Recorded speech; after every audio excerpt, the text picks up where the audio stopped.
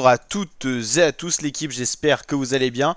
Pour cette nouvelle vidéo, on se retrouve pour parler cyclisme, on se retrouve pour la présentation de la troisième étape de Paris-Nice 2025. Troisième étape qui sera une course spécifique contre-la-montre par équipe entre la ville de Nevers et cette même ville de Nevers. Ça sera un circuit qu'on appelle le circuit Nevers-Manicourt. 28 km 4 en tout à parcourir pour les coureurs. Donc les équipes s'élanceront les unes après les autres selon le classement par équipe. Donc la dernière équipe au classement par équipe s'élancera en première et la meilleure équipe en dernière. L'itinéraire horaire, la première équipe s'élancera à 14h30 pour une arrivée estimée à 15h54 et les dernières équipes arriveront aux alentours de 16h30 à Nevers. Donc on attend vraiment des équipes plus que d'autres sur ce contre-la-montre par équipe. On va justement regarder les favoris du jour, enfin surtout les équipes. On devrait avoir un changement de maillot jaune. Donc on va regarder un petit peu tout ça. Hop, contre-la-montre par équipe, c'est vrai que c'est une discipline qui avait tendance à disparaître ces dernières années et qui s'est bien remise à la page. Et donc au programme de la troisième étape de Paris-Nice, pour la troisième année consécutive, le contre-la-montre par équipe. Exercice spectaculaire, technique et une préparation qui ne doit pas être tronquée pour les leaders au général, qui doivent perdre le moins de temps possible, voire en gagner sur leurs principaux adversaires. Voilà, on a quoi comme belle équipe. Là ils disent qu'on a deux spécialistes du chrono, le Suisse Stéphane Bisseguer et le double champion de France Bruno Amirail, qui ont deux leaders à protéger, Félix Gall et Aurélien Paré-Peintre au sein de l'équipe Décathlon AG2R. C'est vrai que c'est pas mal, hein. C'est une belle équipe française.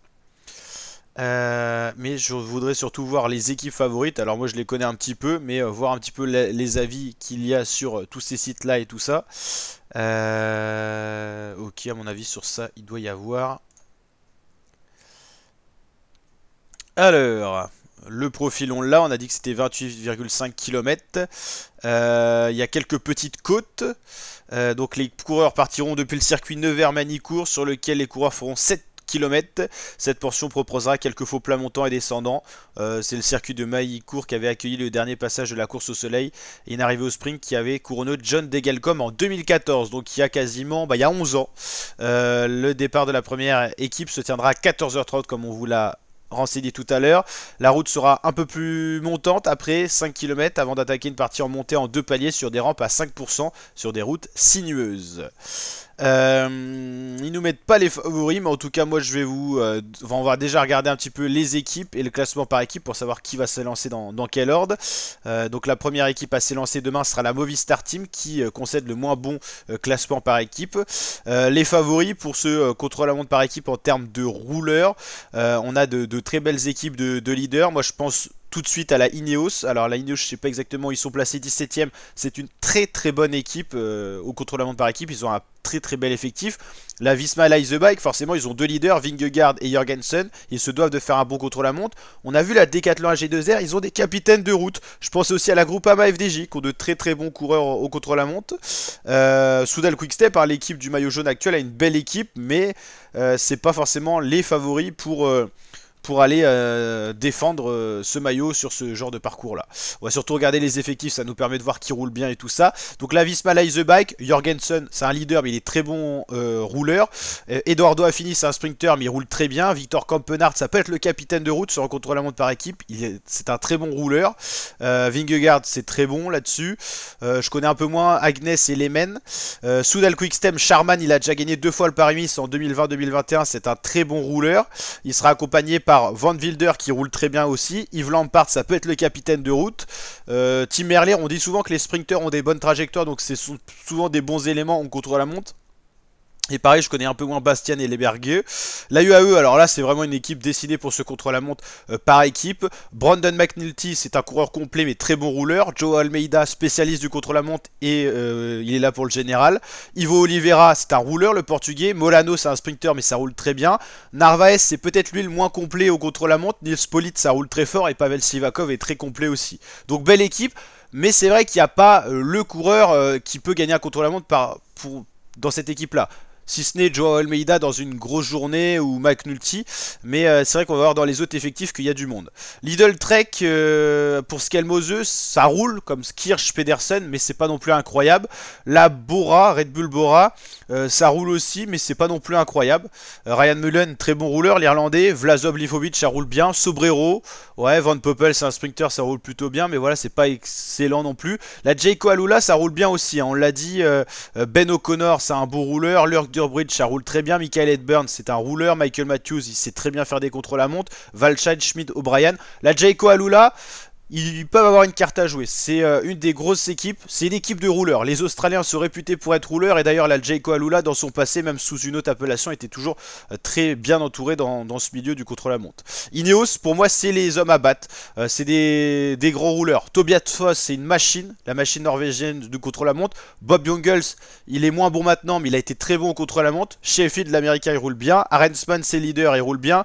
Ben Swift, Joshua Tarling, c'est incroyable. Et Samuel Watson aussi. Ineos Grenadier a les deux plus gros rouleurs selon moi de cette édition de Paris-Nice. Joshua Tarling, le Britannique qui est très jeune et qui est une pépite du contre-la-montre, et Tobias Foss. Pour moi, Tarling et Foss peuvent faire la différence, sachant qu'en plus à côté il y a des coureurs qui sont très bons. Arensman, il est complet.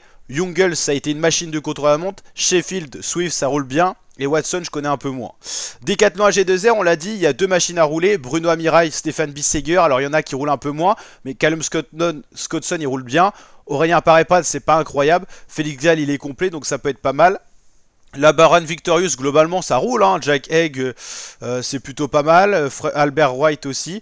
Buitagro Martinez, c'est plus des grimpeurs, donc ça sera un peu plus compliqué. C'est un peu plus hétérogène dans cet effectif-là. La Picnic Post-NL, ça a l'habitude de bien rouler, si ce n'est qu'ils n'ont pas de gros coureurs en termes de contre-la-montre. Movistar, ils vont pas faire un contre-la-montre incroyable, je pense pas. La Tudor, ils devraient limiter la casse, mais ça sera pas incroyable. FDJ, ils ont de quoi bien rouler. Cavagna, Kung, c'est des machines à rouler. Genietz, ça roule plutôt bien. Guillaume Martin, il a des lacunes, mais il sera bien aidé, on l'a dit, par Cavagna, Kung et Genietz. Johan Jacob, c'est plutôt pas mal. Palini, j'ai pas trop ses références, et Tifo Gruel non plus. La Astana, qui est la meilleure équipe au classement par équipe pour l'instant, ils auront du mal à tenir ça, parce que c'est pas des experts en contre-la-montre. Il y a des petits coureurs pas forcément très expérimentés. L'Arkea, ça va, c'est pas incroyable.